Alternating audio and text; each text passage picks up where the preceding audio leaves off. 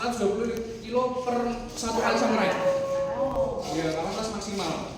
Nah, yang di tengah ini adalah mesin pembuang panas uap atau asap.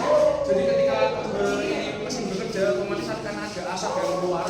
Dan kita tampung di sini kemudian disemburkan ke atas. Kalau bisa lihat itu kan ada bekas asap ya. Iya.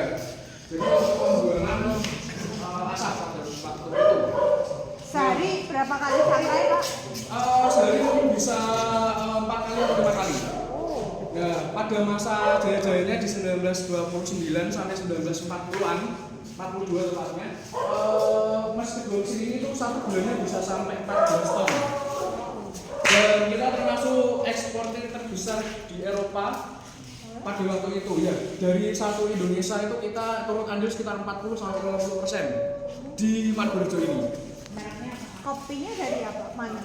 Kopinya dari lokal dan untuk mereknya Jawa. Sempat berubah-ubah, cuman pada 1970 sampai 80-an kita pakai merek Nirama. Kecap. Kecap Nirama. Iya, kecap.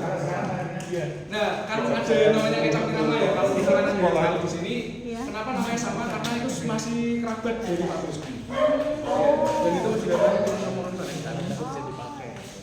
Nah, yang mesin yang di belakang ini ada tiga. Ini adalah mesin grinder kopi atau mesin penggiling. Nah, ketiga mesin ini juga didatangkan pada 1929. Setelah kedua mesin itu datang sini, kita mulai ekspor, kita baru mesin ini, tiga ini. Jadi biji kopi yang sudah didinginkan di bawah, kita giling di sini terus dikemas jadi ini. Masanya Irama. Zaman dulu kok masih sampai zaman dulu. Ini di 1980-an terakhir. Ini adalah sisa-sisa yang masih tersisa karena emang kebanyakan sudah dimakan rayap dan juga sudah ya tidak tersisa lah ini sisanya. Nah, kemudian ini adalah pintu darurat untuk jaga-jaga ketika ada kebakaran di gudang. Nah, prinsip kerjanya itu udah otomatis pada waktu itu. Jadi ada dua besi di sini. Sekarang tinggal yang kanan ya. Terus ada juga yang kiri situ. Jadi ketika ada panas atau ada api yang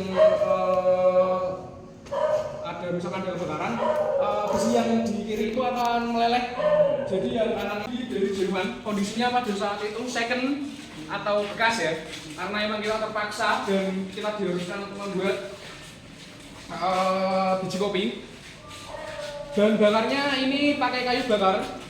Dan otomatis ketika bahan bakar pakai kayu bakar, mesin ini lebih jadul atau lebih tradisional dari kedua mesin yang ada di situ. Nah, kapasitasnya juga lebih kecil, yang masing-masing kanan dan kiri itu 50 kilo, dan yang tengah ini lebih kecil, ini 30 kg. Nah, dan karena ini mesin hanya untuk pembakaran atau penyangrai, untuk proses pendinginannya itu ada di belakang sini. Itu masih pakai cara tradisional ya, diangin-anginkan.